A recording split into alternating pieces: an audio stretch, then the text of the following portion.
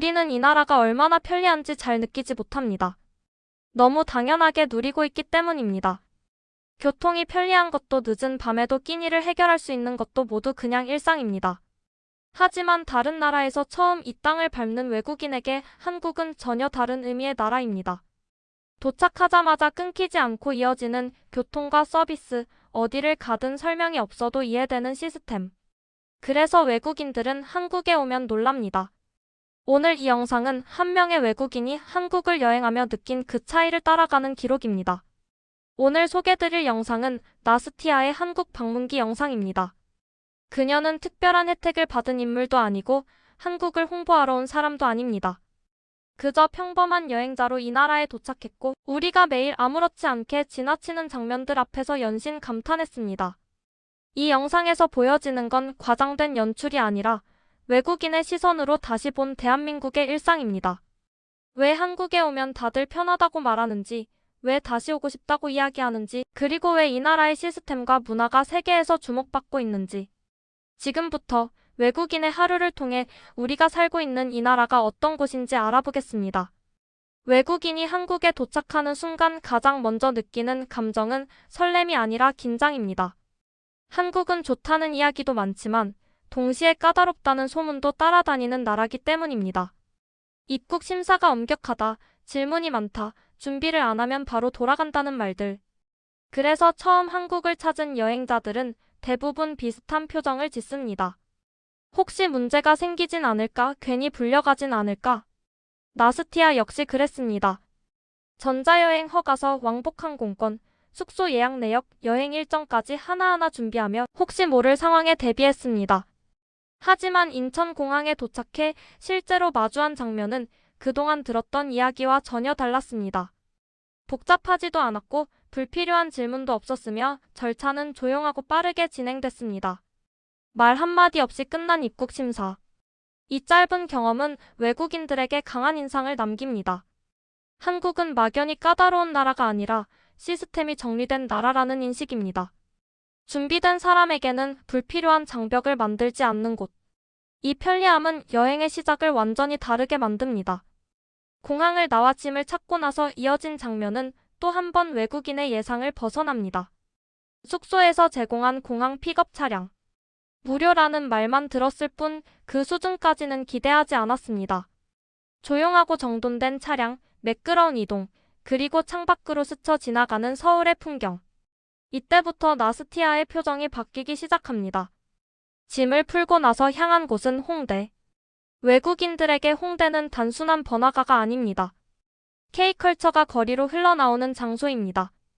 자연스럽게 이어지는 건 음식입니다. 그날의 맛집은 다교리.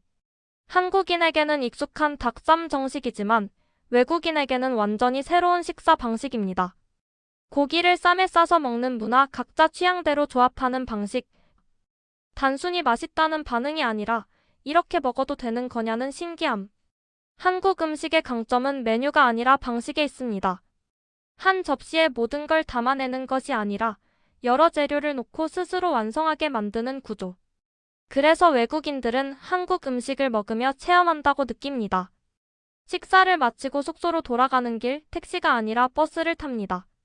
이 장면은 한국인에게는 너무 당연하지만 외국인에게는 또 하나의 문화 충격입니다. 시간 맞춰 도착하는 버스, 깔끔한 내부, 조용한 분위기. 특히 외국인들이 자주 말하는 건 대중교통에서의 질서입니다. 붐비지만 혼란스럽지 않고 사람이 많아도 각자의 선이 유지되는 공간. 버스를 타고 이동하는 것 자체가 한국 사회의 기본적인 약속을 보여주는 장면이 됩니다.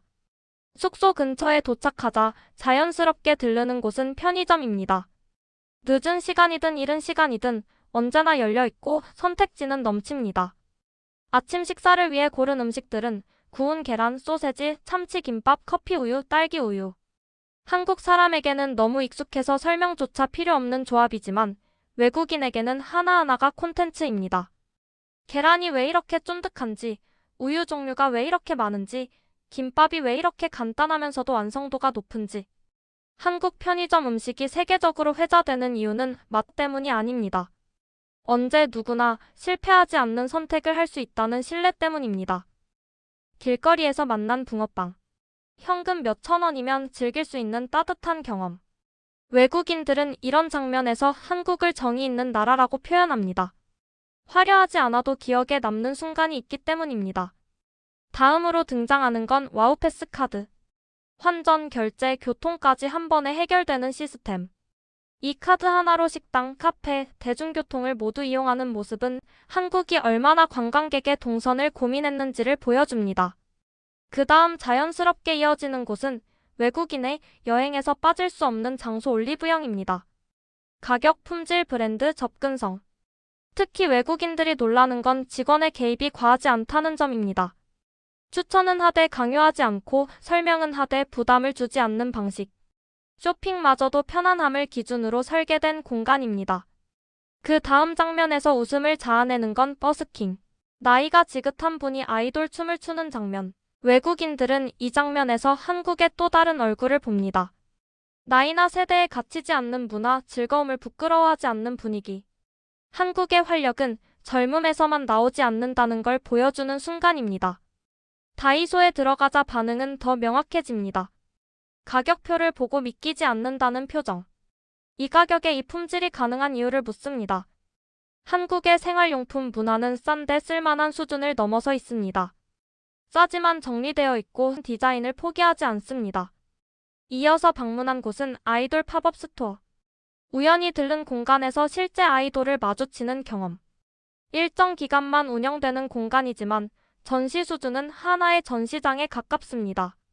굿즈, 포토존, 동선, 분위기까지 치밀하게 계산된 구성. 더 멀게만 느껴지던 문화가 현실이 되는 나라로 바뀝니다. 한국에서 K-팝은 단순한 음악 장르가 아니라 공간과 경험으로 확장된 문화입니다. 다음은 셀프 사진 촬영 부스입니다. 즉석 사진이지만 조명과 색감 보정까지 다른 나라와는 차원이 다릅니다. K-팝의 나라인 만큼 내가 좋아하는 아이돌과의 추억도 사진으로 남길 수 있습니다. 추억조차도 대충 남기지 않는 문화. 다른 나라와는 차원이 다른 퀄리티에 감탄하고 있습니다. 마지막 일정으로는 역시 편의점입니다. 편의점은 간식이 아니라 식사가 되는 나라. 혼자 먹어도 가볍게 먹어도 건강을 포기하지 않아도 되는 선택지. 마지막 장면은 편의점 앞에서 음식을 먹고 숙소로 돌아가는 모습입니다. 특별한 이벤트는 없습니다. 그저 하루를 마무리하는 평범한 순간.